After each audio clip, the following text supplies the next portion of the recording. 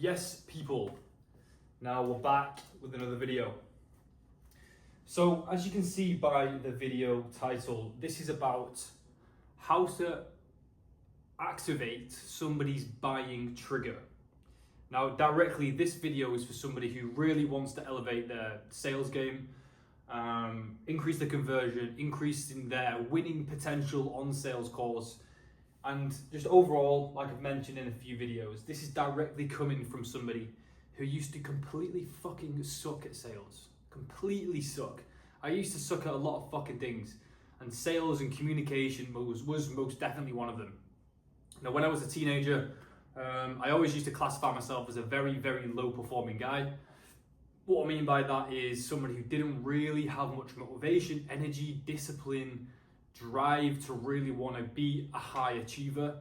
I've completely reversed the switch, completely changed the habits and the patterns in my brain to make sure that I am doing the correct actions every day to make sure that I am at the absolute top of my game. Now, this is a process which I'm currently taking myself on, and it's a process that I have been showing and teaching to clients in the past. Now, like I said, let's stay on topic. So the point of the video is directly how to operate inside of someone's buying trigger, how to trigger this feeling of what somebody wanting to purchase. Now, it does come down through to a couple of factors. I'm going to try and just make it unscripted, more relaxed, more casual, but I will just try and get to the point as much as possible. So obviously, when we're talking on a call with a prospect in person, you know, on the doors, or you're at a meeting with somebody, you're at a high stakes meeting, or you're on the phone with someone, to get a sale over the line, you have to be getting some prospect, a person, into thinking they want to go and purchase and buy something. Now, sales as a whole is directly just psychology. It's understanding the human brain, how it ticks, what things make it go this way. You know, your job as a salesman is really being 5 to 10 steps ahead of the game, so you can anticipate what things are to come and, you know, what routes go to what outcome. Now, like I said, getting in people's buying states. Usually, this is from me doing my own research and practicing this in real life on sales calls. People operate, you know, on the buying trigger through positive emotion. It's inspired by positive emotion, firstly. People don't buy if they're negative. If they simply just don't like you as a person, they get a bad vibe from you, or you're saying certain things in certain ways which just doesn't click with people, and it just ruffles the feathers, they're not going to obviously buy something. Now, simply, how do you get somebody into this buying mind state? Is through being, firstly, instigating some sort of positivity. Now, that can also be influenced by things like your tonality, your body language, exactly how you're sitting. Are you slumped over? Are you stiff? Are you mundane? Are you monotone? These don't really make people feel any sort of emotion. You know, getting somebody into that positive mind state is directly a cause of you.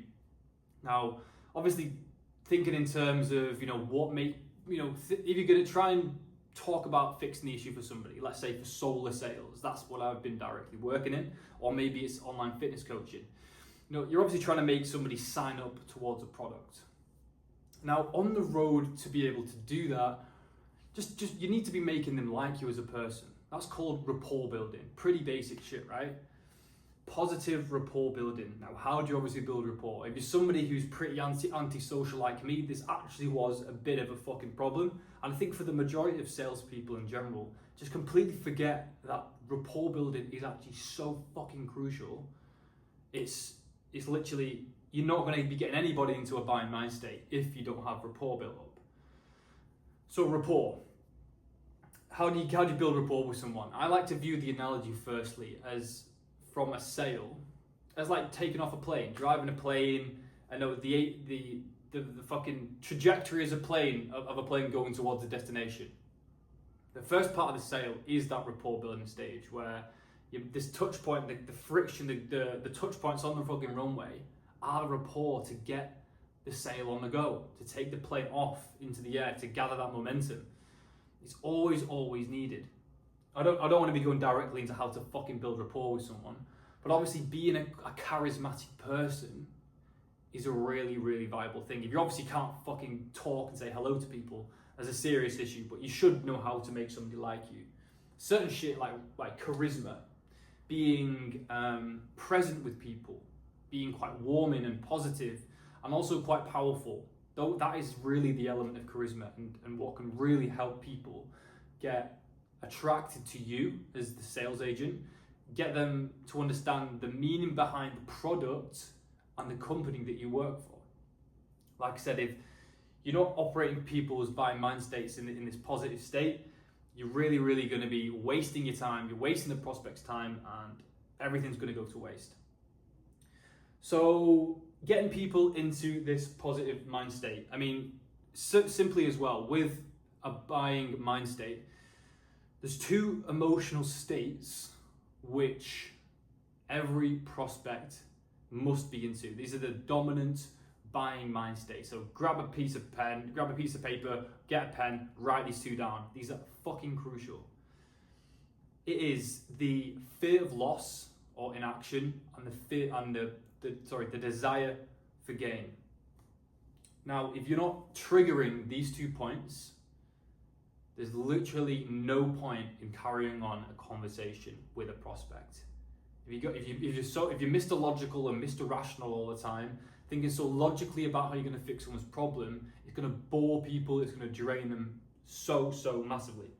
Like I could say to you guys, if you're simply not going to add these techniques into your sales pitch, you're going to be stuck being a loser and earning peanuts for cash every single week, right? The fear of the loss often is a lot more stronger than the actual fear of the gain. You have to be making the prospect feel and understand why these elements are so important, the features and the purpose of the call, the purpose of you turning up to their door if it's face to face. They need to know the meaning and the purpose behind the product. And like I said, that really, really instigates and pushes people towards making the decision on the spot to be buying the product there and then. And there we go. So that's just a few things really as to how to really get somebody into this buying mind state. I think there's a lot more that could be said regarding charisma. Really, charisma is the likability of yourself. I mean, I like to think of people like fucking Brad Pitt. People who just kind of cruise through life. They just have these ooze with like this aura and charisma. They're just cool, they're calm, collected. That's something that you want to be. That's a likable trait that a lot of prospects and people in general just do like.